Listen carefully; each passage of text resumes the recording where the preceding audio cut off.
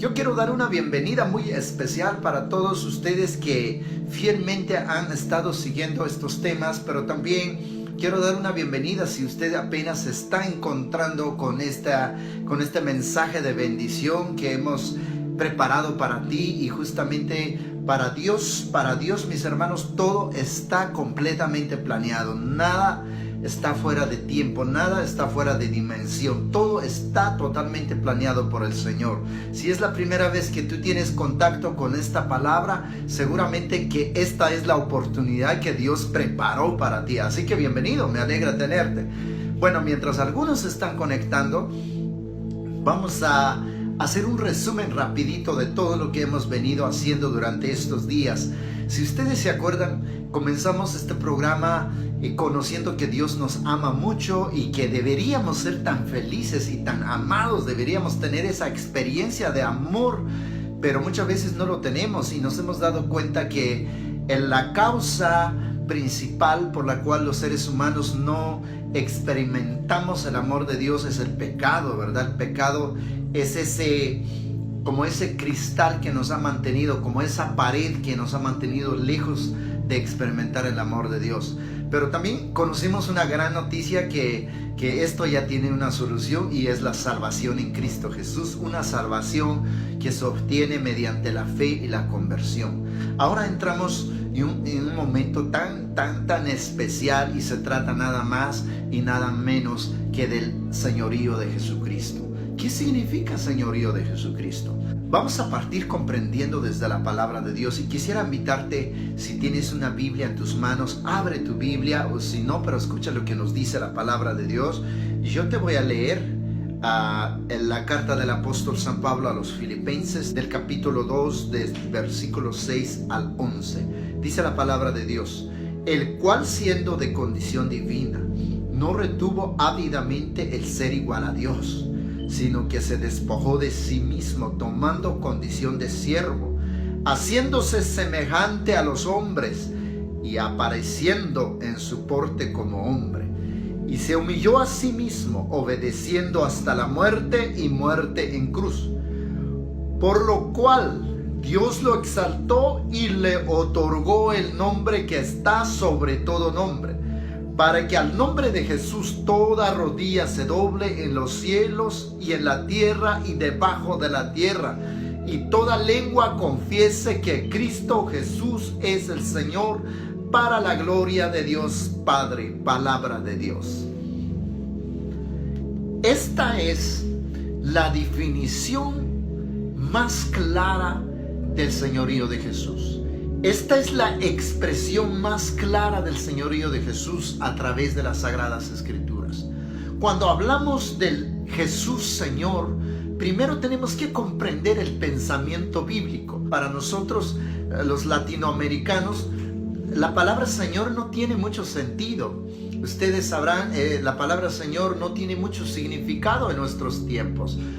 Nos da igual llamar a alguien al señor de la gasolinera, al señor de la tienda, a la señora tal fulano, y es una palabra un poco devaluada, si se le puede decir así. No tiene mucho impacto en nuestra vida, pero en el pensamiento bíblico, Señor es Kyrios, del griego. Kyrios significa amo, dueño, Dios, autoridad, última palabra, la palabra de ley. Eso significa Señor. Para el pensamiento bíblico, la palabra Señor tiene un peso definitivamente grande. Ahora, ¿qué significa hablar del señorío de Jesús sobre mi vida? ¿A dónde apuntamos cuando hablamos del señorío de Cristo Jesús? Por eso al principio de la iglesia los cristianos tuvieron mucha crisis, muchos problemas con este término, porque en el tiempo de Jesús el que dominaba la cultura en ese tiempo era el Imperio Romano, y el único que se podía decir Señor era al César. No se podía decir Señor a otra persona más que al emperador romano. Así que cuando nació el cristianismo en sus primeras etapas, en los primeros años después de Pentecostés, muchas personas sufrieron consecuencias de lo que significa la palabra Señor.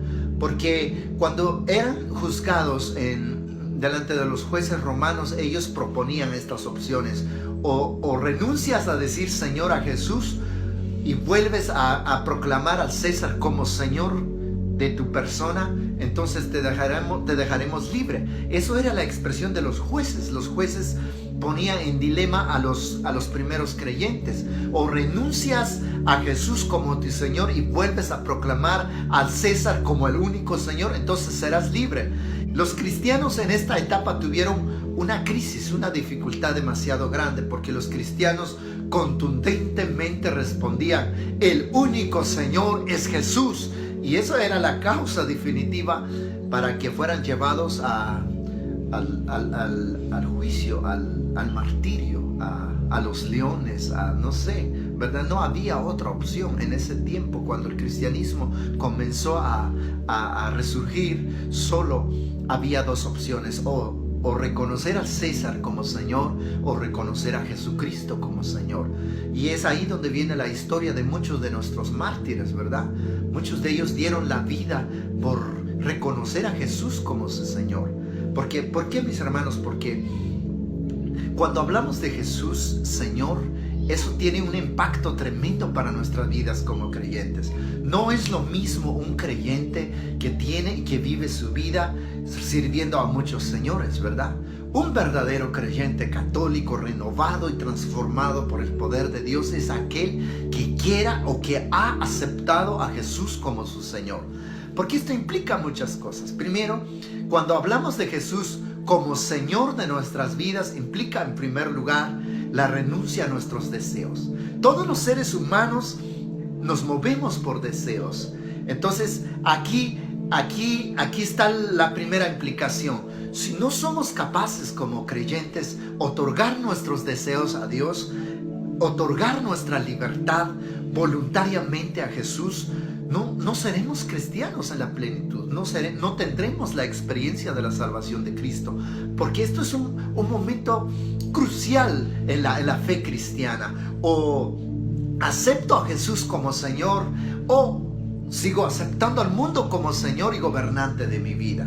Si el término bíblico nos dice que la palabra Señor significa amo, dueño, Señor de la última palabra, lo que nos está diciendo es que nos está invitando a reconocer a Jesucristo como el de la última palabra, como la autoridad de nuestra vida. Cuando hablamos de Jesús Señor, esto implica muchas cosas. Porque implica reconocerlo a Él como fuente única, como autoridad única para dirigir nuestras vidas. Y aquí comenzamos en primer lugar en el tema de nuestra voluntad, en el tema de nuestros deseos. Los seres humanos somos movidos por los deseos, somos movidos por los sentimientos. Todo el tiempo nuestra acción, nuestra vida real es movido por los deseos. Hoy, tú que me estás mirando, ¿quién es el Señor de tu vida? ¿Quién es el que señorea tus deseos? ¿Quién es el que señorea tus planes, tus pensamientos? ¿Quién maneja tu familia? ¿Quién maneja tus deseos personales? ¿Quién maneja tu trabajo? ¿Quién maneja tu economía? ¿Quién maneja tus riquezas? ¿Quién maneja tus propiedades? ¿Quién maneja tus hijos? ¿Quién dirige tu vida? ¿Quién es el director de tu existencia? Y la verdad, si hacemos un examen de conciencia, caeremos en cuenta que son muchos señores los que manejan. A veces nuestros deseos son los que nos manejan, a veces nuestros sentimientos son los que nos manejan, a veces son los compadres y las comadres son los que nos manejan, a veces son los amigos del trabajo, a veces son los viejos amigos los que manejan nuestra vida.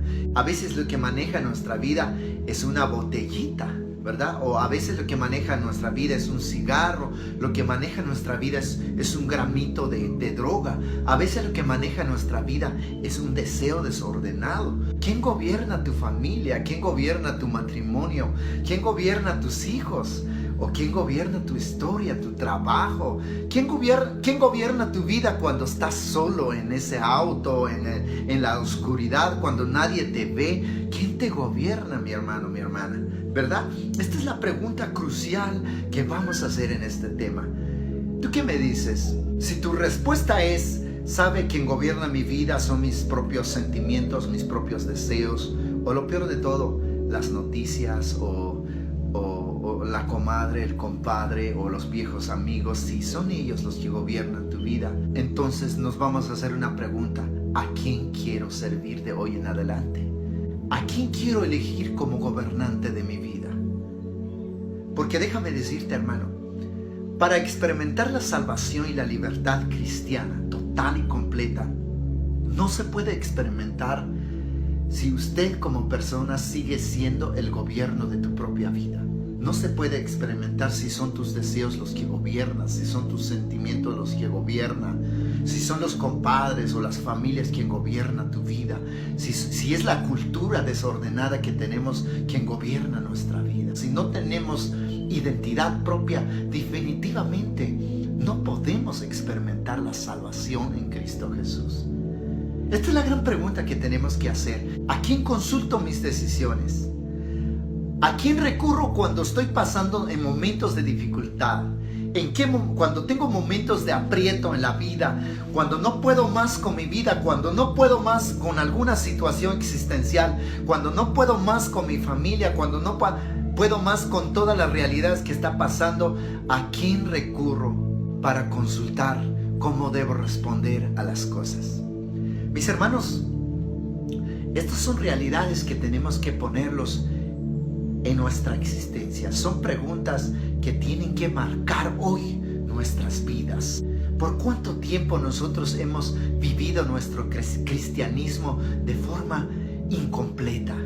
Decimos que somos cristianos, vamos en la iglesia y hacemos todo más o menos lo que un cristiano debería hacer, pero en el fondo quien gobierna nuestra vida a veces son nuestros sentimientos, a veces son los deseos de la carne quien gobierna nuestra existencia. En el fondo, mis hermanos, a veces son los instintos que nos están gobernando. Hacemos las cosas siguiendo nuestros propios instintos. Y un cristiano total, un cristiano integral, no puede dirigir su vida así. A veces gobernamos nuestras familias, a veces educamos las familias según don yo o según don tal psicólogo, ¿verdad? A veces queremos ordenar nuestra familia según la psiquiatría, a veces queremos ordenar nuestras familias según los compadres como nos aconsejan. Mis hermanos en Cristo, esto no se refiere de que los consejos de otros no son válidos, pero como cristianos nosotros estamos perdiendo lo mejor. Si dejáramos que Jesús gobernara nuestra familia, tendríamos familias completamente fortalecidas e íntegras en estos tiempos. ¿Quién gobierna mi sexualidad? ¿Cómo maneja mi tema sexual? ¿La pornografía? ¿Los propios deseos? ¿Quién gobierna ese tema en mi vida? Hoy estamos encontrando con muchas realidades a veces, hermanos. Mucha gente que vamos en la iglesia y nos llamamos cristianos, pero todavía seguimos usando anticonceptivos en nuestros matrimonios. Todavía no nos hemos dado cuenta que todas esas cosas son parte de la cultura del mundo. No solo por problema cultural, sino por lo dañino que son para el cuerpo humano, por lo que hacen daño y rompe con la integridad sexual en los matrimonios. Ustedes como jóvenes, ¿quién maneja tu noviazgo? Todavía seguimos el ritmo del mundo que de repente después de una noche de diversión amanecimos los dos juntos en la cama, practicando una sexualidad desordenada fuera del matrimonio. Todavía seguimos eso. ¿Quién gobierna tu juventud? ¿Quién gobierna tu sexualidad como joven? ¿O tu noviazgo como jovencita, como jovencito? ¿Qué significa noviazgo para un joven creyente? ¿Verdad? Esos son temas elementales. O a nivel social, ¿cómo me divierto? ¿Cómo está ordenado mi tema de diversión? ¿O todavía seguimos comportándonos como muchos católicos que solo son buenos católicos en tiempo de invierno porque no hay lugar y tiempo para ir en la cancha, pero cuando es tiempo de verano dejan de ser católicos porque pasan todo su tiempo en las canchas de fútbol? ¿Qué clase de creyente es usted? Yo no tengo nada contra el deporte es necesario, pero lo más importante es el equilibrio de lo más esencial para tu vida. ¿Quién es Dios para tu vida? ¿Qué es el día domingo para ti como creyente? ¿Qué es el día de celebración de fe para ti como joven deportista? ¿Es más importante tu partido de fútbol? ¿Es más importante tus fiestas que un momento de la Sagrada Eucaristía? Allí es donde tú puedes medir la realidad de tu integridad como creyente. ¿Quién es Jesús en tu vida hasta ahora? ¿Son más importantes los momentos que te vas a acostar con tu novio o tu novia antes del matrimonio? ¿Son más importantes que tú aplicas tus propias ideas para dirigir a tu familia o a tus hijos antes que las ideas de la palabra de Dios? Antes que el manual de la palabra de Dios que nos ha dado. Hoy en la familia tenemos muchas realidades. Estamos cayendo en una cultura tan indiferente, porque a veces hemos escuchado tanto aquí, especialmente aquí en Estados Unidos, que tú no puedes hablarle duro a un niño o a una niña porque se trauma. En mis tiempos nos agarraban a nalgadas, pero aquí estamos, no estamos traumados. Es lo que yo quisiera decirte hoy. Claro, tenemos que diferenciar entre el abuso, porque también hay gente que se abusa, pero la educación es parte de la instrucción, es parte del manual de cada ser humano. Personas que decimos, no hay instrucción cuando vienen los hijos. Sí hay, mi hermano, se llama 10 mandamientos. Eso es la instrucción que todos los seres humanos traemos con nosotros. Dice la Biblia, corrige al niño antes que sea tarde. La corrección a nuestros hijos es necesario, pero muchas veces, quien señorea nuestra familia es la cultura. Porque decimos, dice el médico, dijo la doctora, que no se puede hablar duro al niño porque se va a traumar. Mi hermano, mi hermana, ¿quién es el Señor de tu casa? ¿Quién es el Señor de tu familia? ¿La doctora? ¿La enfermera? ¿El psicólogo? ¿Quién es el que señorea tu casa? ¿Pero qué significa todo esto, mis hermanos? Significa que muchas veces lo que gobierna nuestras familias son las culturas. Son las cosas que nos dicen en la calle. Nos llamamos cristianos, pero hemos dejado la corrección y la palabra de Dios por un lado. Señorío de Jesús significa aceptar al Señor como ser Señor y dueño de mi vida. Quisiera que leyéramos lo que dice bellamente la carta del apóstol San Pablo a los Romanos del capítulo 10, verso 9. Dice que si confieses con tu boca a Jesús por Señor y crees en tu corazón que Dios lo resucitó dentro de los muertos, serás salvo. Palabra de Dios. Hermanos en Cristo, el objetivo principal de este tema es para hablarte qué significa Señor, quién gobierna mi vida, a quién consulto todas las realidades y los movimientos que hay en mi vida como creyente. ¿Realmente soy un creyente transformado o un creyente de nombre? ¿Quién soy como católico? Ahora, dice la palabra de Dios que para aceptar a Jesús como Señor de nuestra vida es necesario creerlo en el corazón y es necesario confesarlo con la boca para ser salvos. ¿Tú quieres ser salvo? ¿Tú quieres aceptar hoy al Señor Jesús como tu Señor, como tu gobierno, como la autoridad única en tu vida? ¿Estás dispuesto a hacerlo? Él es el que viene hoy hacia ti. Él es el buen ladrón, como dice la palabra. Un ejemplo muy particular es cuando tú eres asaltado. No sé si en algún momento tú has tenido esa experiencia cuando el ladrón se te acerca y te apunta y dice manos arriba. ¿Por qué te dice eso? Porque te está diciendo que no resistas. Te está diciendo que no pelees, que no te niegues. Dame todo lo que tienes. Jesús es el buen ladrón. Y la gran noticia, mis hermanos, Jesús es el buen ladrón. Él viene a pedirte todo. Él quiere llevar todo lo que tienes. Y la gran noticia es, la gran y más buena noticia es que Él no pide lo bueno de ti. Él viene a pedir todo lo malo de ti. Él es el buen ladrón que quiere robarse, quiere llevar todo lo malo de ti y dejarte todo y entregarte todo lo bueno que necesitas en tu vida. ¿Estás dispuesto a rendirte hoy? ¿Estás dispuesto a decir, levanto mis manos y renuncio? Renuncio hoy. Te entrego todo hoy. Porque me he dado cuenta que quien gobierna mi vida son las cosas materiales. Me he dado cuenta que quien gobierna mi vida es yo mismo.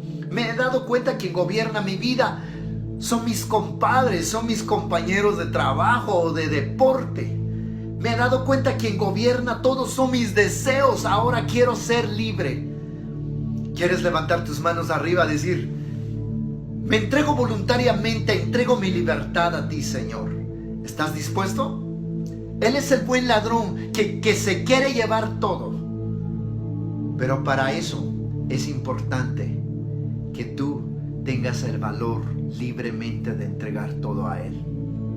San Agustín decía, el Dios que te creó sin tu permiso no te va a salvar si no consientes tu permiso. ¿Qué significa eso? Que fuimos creados libres para decir sí a Dios o para decir no a Dios. Dios quiere que seamos salvos. Dios ha muerto, enviado a su Hijo para que tú y yo fuéramos salvos. Dios quiere que seamos felices. Pero la elección está en mí y en ti. No está en Dios, porque Dios ya hizo todo lo que tenía que hacer. Hoy es el momento para elegir. Yo quiero invitarte. ¿Qué te parece si entregas el volante de tu vida a Cristo Jesús? Les voy a contar una realidad para los que manejamos un automóvil. Muchas veces cuando yo viajo al lado del pasajero, a mí me dificulta mucho, porque cuando voy al lado del pasajero me agarro de las sillas o del tablero del automóvil, porque estoy pensando como que el que va manejando no va a frenar en las curvas. No sé si te ha pasado a ti alguna vez. Muchas veces cuando se habla de entregar el volante de nuestra vida a Jesús, podemos tener ese sentimiento, porque decimos, bueno, yo quisiera ser feliz, pero no ahora. Quisiera dejar el vicio, pero no ahora. Quisiera dejar mi doble vida, pero no ahora. Quisiera dejar mis adicciones, pero no ahora. Quisiera entregar mi vida total a Dios, pero no mucho, ¿verdad? Porque como que yo tengo que entrarle, ¿no? Yo tengo que estar allí. Mi hermano, la verdadera libertad de un hombre, de un creyente, de una mujer creyente, solo está en Dios. Créame, nosotros vivimos nuestra vida como en una ciudad desconocida. Imagínate, tú vas manejando tu auto en el centro de Tokio, por decir, la gran ciudad del mundo, difícil, complicado, donde no conoces dirección y que todo está escrito en japonés.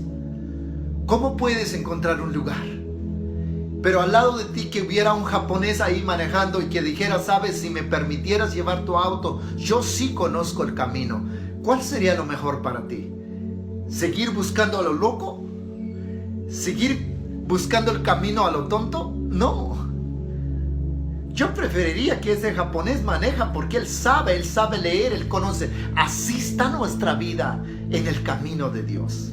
Así está nuestra realidad eterna. Dios sabe más que nosotros. Cuando Dios nos pide que entreguemos nuestra vida, cuando Dios pide que entreguemos nuestra voluntad, nuestros deseos, nuestros sentimientos, nuestra familia y toda nuestra realidad, no nos está quitando nada.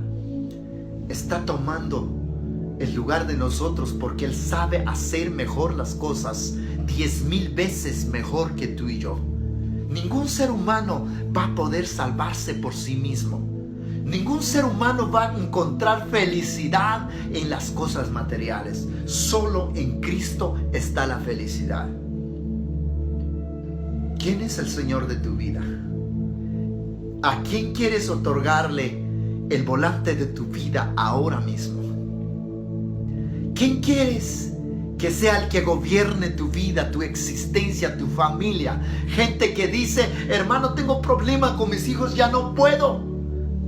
Tú nunca vas a poder, pero Dios sí puede por ti. De eso me refiero. Tengo una adicción y no puedo dejarlo. Tú nunca vas a poder, pero Dios sí puede por ti. ¿Te gustaría entregarlo al Señor? Tu adicción, tus vicios, tu doble vida. Mis hermanos, el origen de toda miseria humana es porque el ser humano trata de salvarse por sí mismo. Es porque es un hispano latinoamericano manejando en el centro de Tokio que trata de leer japonés y trata de buscar direcciones. Ese es el origen de toda infelicidad humana.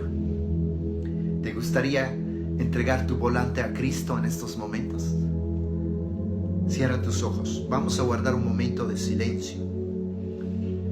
La semana pasada yo pedí para los que se conectaron a hacer una lista. Me gustaría que hoy saques tu lista o que te acuerdes qué escribiste en esa lista. Entrégalo al Señor y díselo: Padre, aquí te entrego mi vida. Te entrego el volante, te entrego la autoridad. Sé tú el Señor de mi vida. Sé tú el director. Padre, aquí estoy. Ya no puedo más. Aunque pudiera, Padre, pero estoy perdido. Quiero descansar en ti. Te acepto hoy como el Señor de mi vida. Sé tú el director de mi vida de hoy en adelante.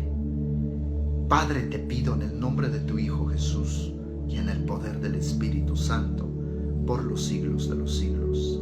Amén. Amén. Mis hermanos en Cristo, aceptar al Señor Jesús no se pierde nada, se gana todo. Eso es el gran significado de este tema. No se pierde nada, se gana todo. Que nunca se te olvida eso. Ahora, yo sé que tú estás sintiendo miedo. Yo sé que tú tienes duda. Me he puesto una gran mochila sobre mis hombros. Me he comprometido en un compromiso tan serio. ¿Cómo voy a poder salir adelante con todo esto?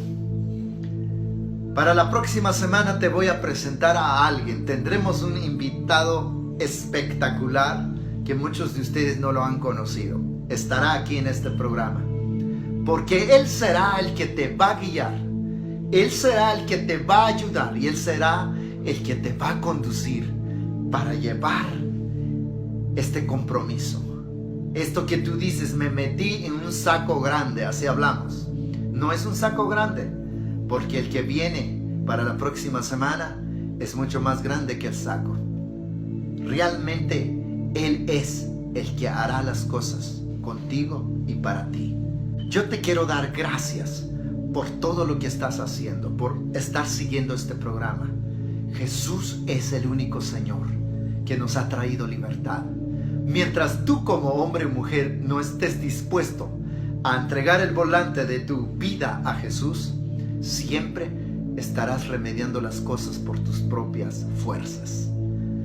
No te quedes donde estás, acércate a Él. Dios te ama mucho.